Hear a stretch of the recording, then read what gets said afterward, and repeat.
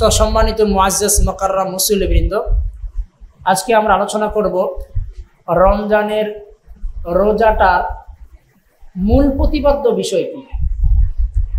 কিছু জুমায় আলোচনা করেছি রমজানটা কিভাবে কাটাবো, আমলের সাথে কাটাইতে হবে, বাকি রমজানের শিক্ষাটা কি, রমজান আমাদের কি দিতে চায়, এবং রমজানটাকে শুধু উপবাস থাকার নাম, 30টা রোজার নামই, আর 5 ওয়াক্ত নামাজ, তারাবি, তাহাজ্জুদ, ব্যক্তিগত আমলের সাথেই কি রমজানটা যুক্ত, না রমজানটার সাথে আরো অনেক কিছু জড়িত আছে কি না, এই দুইটা বিষয় নিয়ে আলোচনা করব। প্রথম বিষয় হচ্ছে যে রমজানটাকে আল্লাহ তাআলা কেন দিলেন, শুধু কি আমাদেরকে উপবাস থাকার জন্যই, না রমজানের কোনো মূল কথা আছে, মূল কোনো শিক্ষা আছে, যেই শিক্ষাটা রমজান আমাদের অর্জন হওয়া উচিত এবং এটার জন্য আমাদের ফিকির করা দরকার, এবং ওই বিষয়টা যেন আমার মধ্যে অর্জন হয় এই জন্য আমাদের চেষ্টা মেহনত করা দরকার। অনেকে মনে করে যে রোজা মানে নিছক 30টা রোজা রাখবো, তারাবি নামাজ পড়বো, ইশরাক পড়বো, তাহাজ্জুদ, তারাবি সব কিছু করবো, এটাই রোজা শেষ, এর বাহিরে অন্য কোনো দায়িত্ব মনে আমাদের নাই।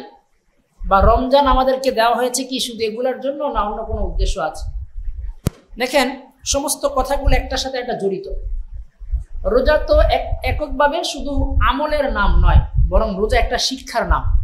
রোজার মাধ্যমে আমাদের একটা শিক্ষা অর্জন হবে। 2 নাম্বার, এই রোজাটা শুধু আমার সাথে সম্পৃক্ত না। কথার কথা, আমি রোজা রাখলাম, আমি নিজে আমল করলাম, অন্য কোনো কিছুর প্রতি খেয়াল করলাম না, তাহলে রোজার আসলে পরিপূর্ণতা হাসিল হয় না। কারণ এই রমজান মাসকে রাসূল সাল্লাল্লাহু আলাইহি ওয়াসাল্লাম শাহরুল মুওয়াসাত, নেক কাজে একজন আরেকজনের ব্যাপারে প্রতিযোগিতার মাস হিসেবে আখ্যায়িত করে দিয়েছেন আল্লাহ রাসূল সাল্লাল্লাহু আলাইহি ওয়াসাল্লাম। যার কারণে তো রাসূল সাল্লাল্লাহু আলাইহি ওয়াসাল্লাম হাদিসে বলেছেন, যে ব্যক্তি এই রমজান মাসে মান আশবা সাইমান সাকাল্লাহু মিন হাউজি শারবাতান লা ইয়াজমু হাত্তা ইউদখিলুল জান্নাহ। যে রাসূল সাল্লাল্লাহু আলাইহি ওয়াসাল্লামের হাদিসের ভাষ্য হচ্ছে, রমজান হচ্ছে এমন একটা মাস, শুধু তোমার সাথে একা রিলেটেড না। যদি একাই রিলেটেড হইতো তাহলে রোজার সময় আল্লাহ রাসূল বলতেন না যে ব্যক্তি রমজানে কোনো একজন ব্যক্তিকে আফতার সাইমান আশবা সাইমান এসেছে, কোন এক রোজাদারকে ইফতার করাবে অথবা পান করাবে, ইফতার করাবে, আল্লাহ তাআলা তাকে হাউজে কাউসারের থেকে পানি পান করাবে। তো রোজা যদি নিজেরই সাথে ব্যক্তিগত আমলের মাস হইতো, ব্যক্তিগত রোজাটা আমার আমলের সাথে সম্পর্কিত হইতো, তো রাসূল সাল্লাল্লাহু আলাইহি ওয়াসাল্লাম এই হাদিস বলতেন না। তাহলে বোঝা গেল রোজাটা হচ্ছে আরো 10 জনের সাথে পরস্পরের সাথে মিলামিশার মাস, মিলামিশার আমল। অর্থাৎ আরো 10 জনের প্রতি রোজার সময় আমার আরো কিছু কাজ আছে, ওগুলোর সাথে যুক্ত হয়ে রোজা। শুধু ব্যক্তিগত আমলের নাম রোজা নয়, আবার শুধুমাত্র না খেয়ে থাকার নাম রোজা নয়। আবার আপনি না খেয়ে থাকলেন, সবই করলেন, আরেকজনকে উপকার করলেন, আপনার অন্তরের মধ্যে একটা শিক্ষা অর্জন হলো না, তাহলে রোজার পরিপূর্ণতা হাসিল হলো না। তাহলে একদিক থেকে রোজা আমাকে একটা শিক্ষা দেয়, শিক্ষাটা অর্জন করতে হবে। 2 নাম্বার, রোজা শুধু পানাহার বর্জন, খাবার বর্জন, স্ত্রী সুলভ আচরণকে বর্জনের নাম নয়, বরং রোজাটা পরিপূর্ণতা হাসিল হবে আমার আনুষঙ্গিক আরো কিছু আমল করার মাধ্যমে। 3 নাম্বার, এই রোজাটা শুধু আমার সাথে সম্পর্ক না, রোজাটার মধ্যে আরো 10 জনের সাথে সম্পর্ক মিললেই রমজান মাসটা পরিপূর্ণতা হাসিল হবে। 3টা বিষয় বললাম, খেয়াল করবেন। 1, রোজা দ্বারা শুধু না খায়া থাকা এটাই মূল উদ্দেশ্য নয়, রোজার একটা শিক্ষা অর্জন করতে হবে, সেটাই রোজার উদ্দেশ্য। 2 নাম্বার, শুধু পানাহার বর্জন করার নাম রোজা নয়, বরং রোজাটাকে পরিপূর্ণতা হাসিল করতে হলে আমাকে আরো ব্যক্তিগত আরো অনেক কিছু আমলের প্র্যাকটিস করতে হবে। 3 নাম্বার, রোজাটা শুধু আমার সাথে সম্পর্ক নয়, রোজাটা আমার আশেপাশে মানুষের সাথেও সম্পর্ক, তখন গিয়ে আমার রোজা পরিপূর্ণতা হাসিল হবে। কথা বুঝে আসছে? এই 3টা বিষয় নিয়ে আমরা আজকে ধারাবাহিক কথা বলবো। হয়তো একসাথে বলার সময় কম থাকলে আগে পরে আমরা বলে নিব ইনশাআল্লাহ। দেখেন, যখন শাবান মাস শেষ হয়ে যায়, রাসূল সাল্লাল্লাহু আলাইহি ওয়াসাল্লাম হাদিসে এসেছে যে রাসূল সাল্লাল্লাহু আলাইহি ওয়াসাল্লাম খতাবানা রাসূল আন সালমান রাদিয়াল্লাহু তাআলা আনহু। সালমান ফারসি রাদিয়াল্লাহু তাআলা থেকে একটা হাদিস রয়েছে।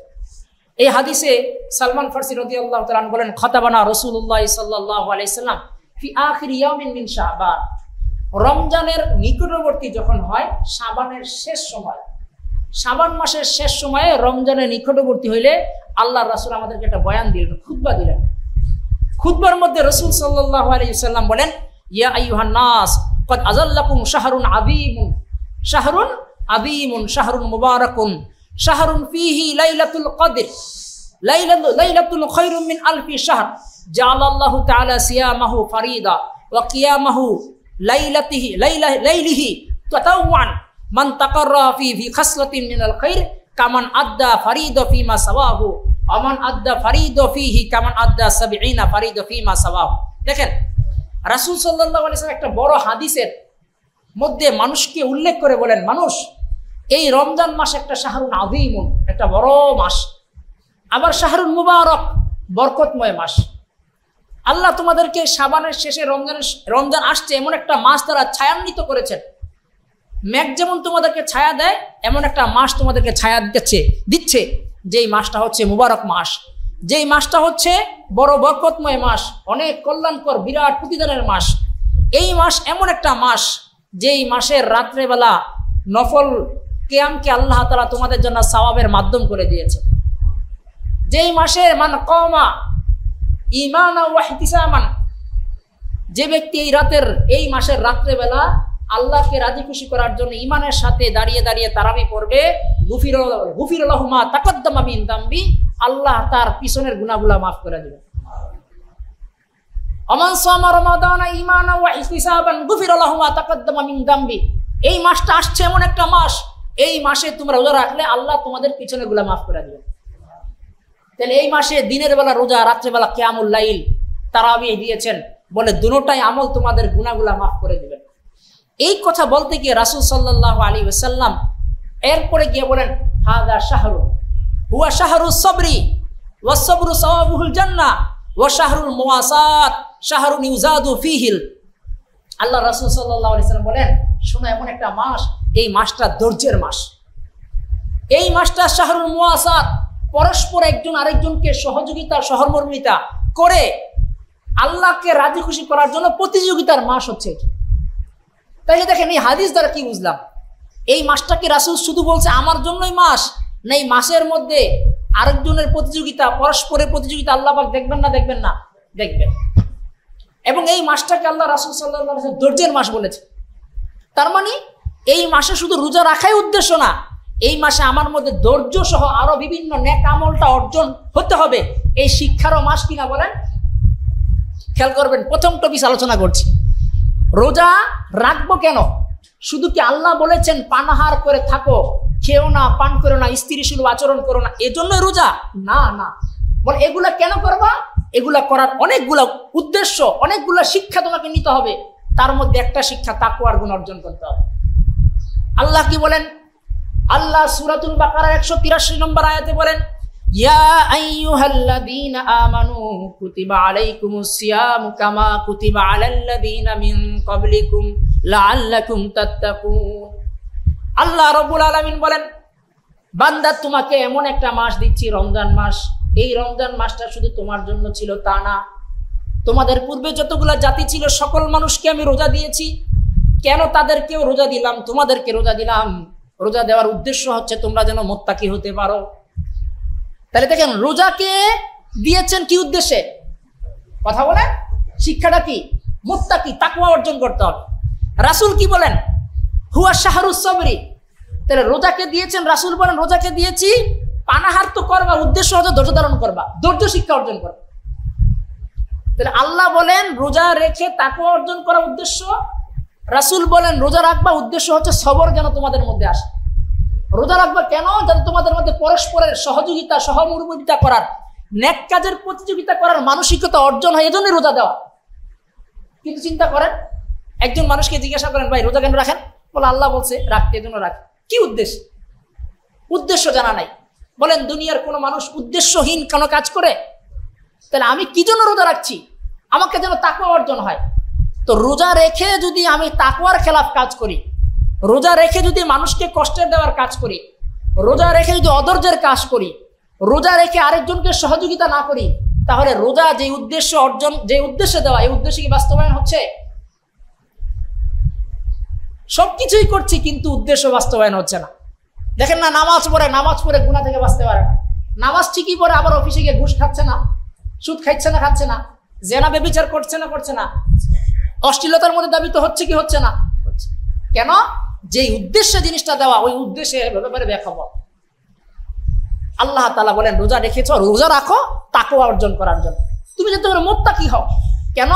যে ব্যক্তি মুত্তাকি হবে এই রোজা রেখে, কেন দেখেন, মুত্তাকি তো হবে এজন্য, যারা মুত্তাকি হয় আল্লাহ পাক তাদের জন্য দুনিয়া আখিরাতে সফলতা দিয়েছে। যে ব্যক্তি মুত্তাকি হয়, আল্লাহকে ভয় করে, আল্লাহকে রাজি খুশি করে, আল্লাহর জন্য সমস্ত কিছুকে বিসর্জন করে, আল্লাহ বলেন তার ঠিকানা জান্নাত। সুবহানাল্লাহ বলেন না?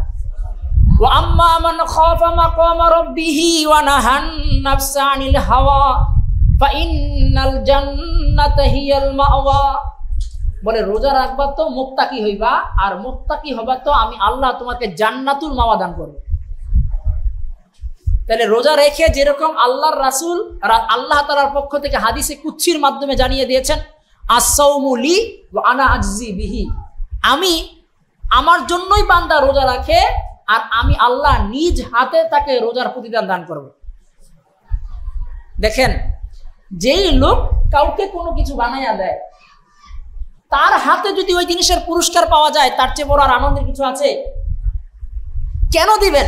রাসূল হাদিসের শেষ অংশে বলেন, বলো দেখো এই রোজার দ্বারা আমি আল্লাহ প্রতিদান দিব, কারণ এই বান্দাটা ইয়াদাউ তাআমাহু ওয়া শাহওয়াতাহু ওয়া শারাবাহু লিআজলি, বান্দা যেহেতু আমার জন্যই খাইতে পারতো খায় নাই, পানি পান করতে পারতো খায় নাই, গুনাহের কাজ করতে পারতো করে নাই, তো বান্দা যেহেতু আমার জন্য করেছে, আমি আল্লাহ কোনো ফেরেশতার মাধ্যমে না, নিজ হাতে তার প্রতিদান দিয়ে দিব।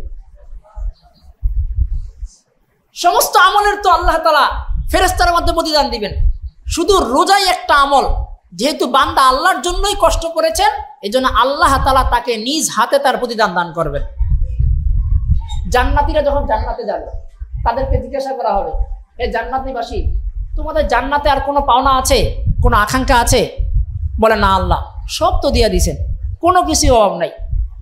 কোনো মানুষকে দুনিয়াতে যদি বলা হয় ভাই আপনার কি অভাব আছে, মানুষের অভাব শেষ হবে? কোনো শেষ হবে না, যতই কিছু বলেন। যদি বলে ভাই আমাকে আমেরিকার প্রেসিডেন্ট বানাই দেন, তারপরে কবে ভাই শুধু আমেরিকা না, পুরা সারা বিশ্বের প্রেসিডেন্ট বানাই দেন। আবার যদি বলে ভাই সারা বিশ্বের প্রেসিডেন্ট বানাই দেন, বলে ভাই শুনেছি 2050 সালে নিয়ে চাঁদের দেশে একটা জগৎ হবে, ওইটারও প্রেসিডেন্ট বানাই দেন। আসবে না? আসবে না? বান্দার দুনিয়ার চাহিদা শেষ হবে না। তো সেই দুনিয়ার চাহিদা শেষ হবে না, জান্নাতে ঠিকই চাহিদা শেষ হবে। আল্লাহ তাআলার পক্ষ থেকে বলবে, বান্দা তোমার কি আর কোনো চাহিদা আছে জান্নাতে? বলে না আল্লাহ, তবে একটা চাহিদা। সেটা কি? বলে রব, দুনিয়াতে শুনেছি আপনার বান্দা যারা জান্নাতে আসবে তারা নাকি আপনাকে দেখবে। সুবহানাল্লাহ।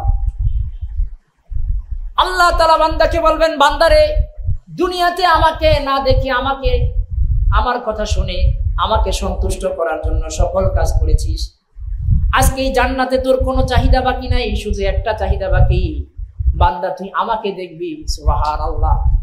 বান্দার কাছে যখন আল্লাহ তাআলা পূর্ণিমার চন্দ্র চাঁদের চেয়ে আরো উজ্জ্বল হইয়া যখন আল্লাহর নূর প্রকাশিত হবে, দুনিয়ার সকল বান্দাগুলা যারা নামাজি পড়তো তারা আল্লাহ তাআলার এই নূরকে দেখে আর টিকতে না পেরে সাথে সাথে সিজদায় চলে যাবে।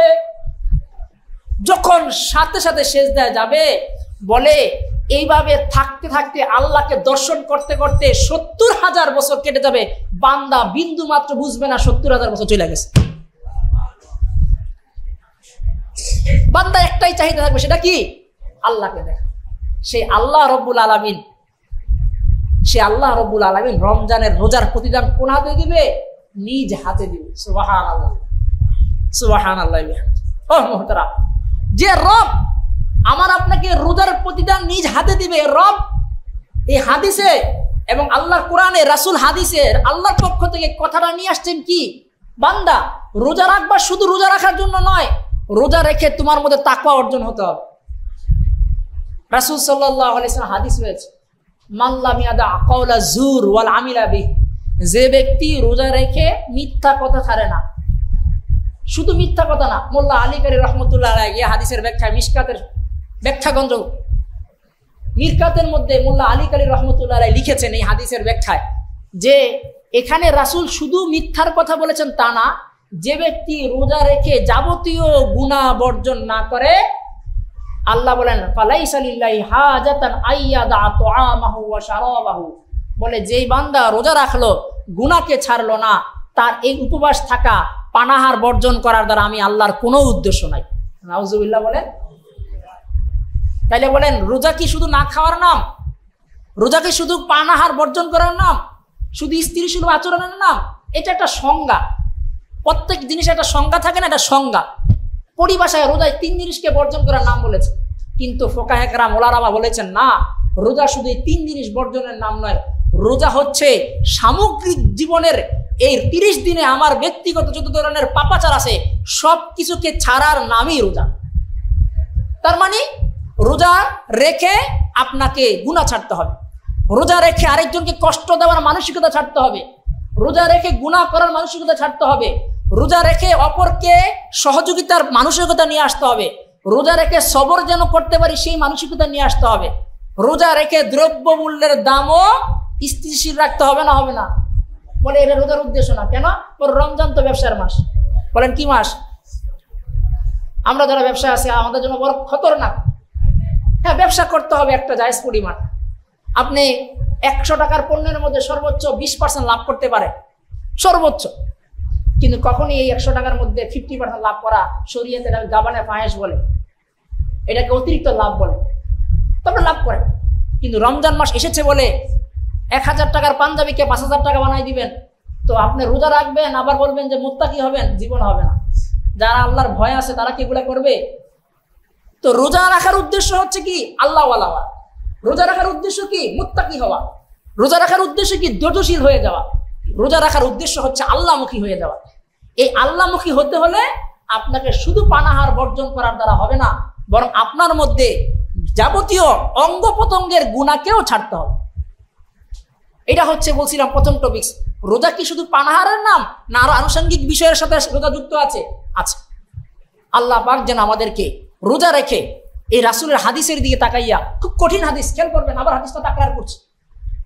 রাসূল আল্লাহর পক্ষ থেকে ধমক দিয়ে বলেছেন, মাল্লাম ইয়াদা কওলা যুর, যে ব্যক্তি গুনাহকে বর্জন করলো না, মিথ্যাকে বর্জন করলো না, যে ব্যক্তি যাবতীয় পাপকে রোজা অবস্থায় ছাড়লো না, আল্লাহ তাআলা বলেন ফালাইসা লিল্লাহি হাজাতান, আল্লাহ তাআলার কোনোই প্রয়োজন নাই এই বান্দা আইয়াদা তাআমাহু ওয়া শারাবাহু, সে তার পানাহারকে বর্জন করবে, কষ্ট করবে, দরকারই নেই। বরং সে যদি গুনাহকে না ছাড়তে পারে রোজায়, তো সে খাবার খাইলেও যে অবস্থা, রমজান উপবাস থাকলে একই অবস্থা। কথা বুঝে আসছে কিনা?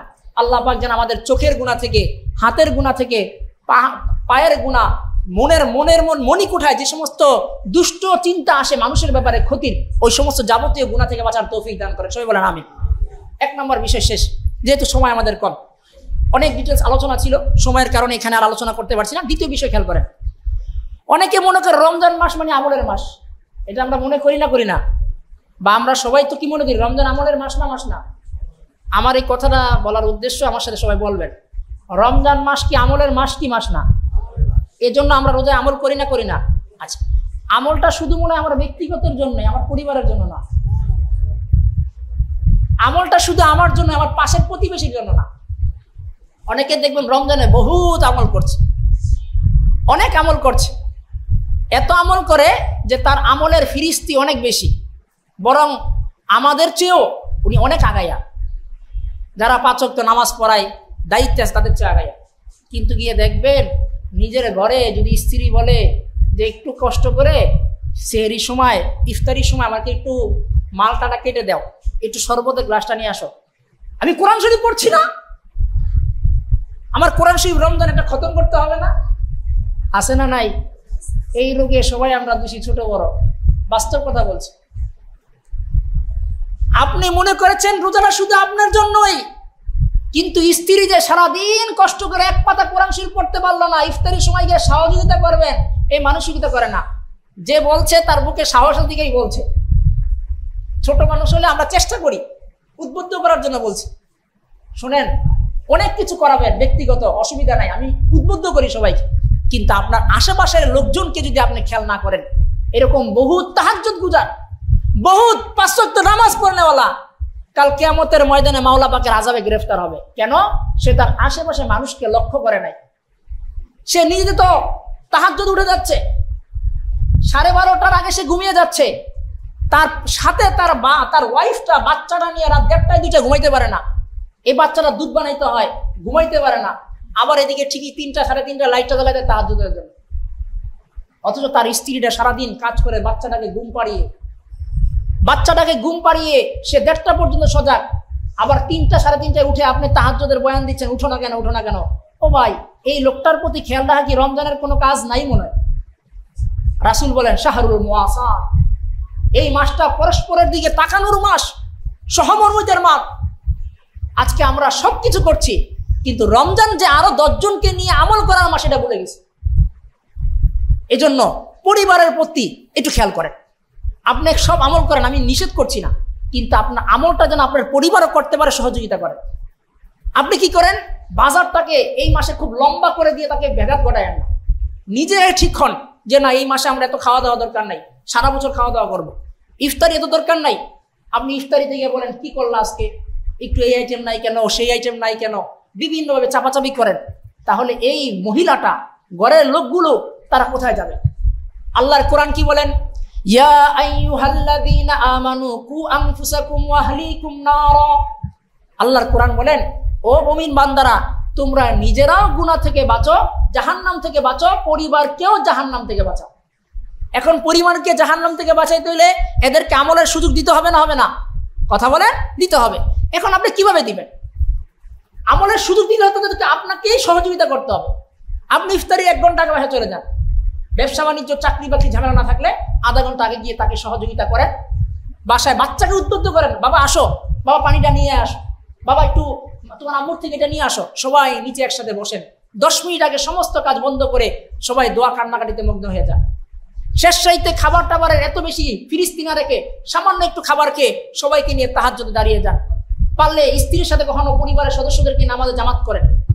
এই আমলগুলো করেন। আমরা মাঝে মাঝে এমন করা দরকার। রাসূল সাল্লাল্লাহু আলাইহি ওয়াসাল্লাম বলেছেন, লা তাত্তাখিযুল বুয়ুতা কুবুরান, তোমরা তোমাদের ঘরগুলাকে কবরস্থান বানায় না। রাসূল কেন বলেছেন? বলে তোমরা যদি সবসময় মসজিদমুখী থাকো, ঘরে কিছু নফল জিকির আজকার না করো, ঘরগুলা কেমন যেন মুর্দা হয়ে যায়।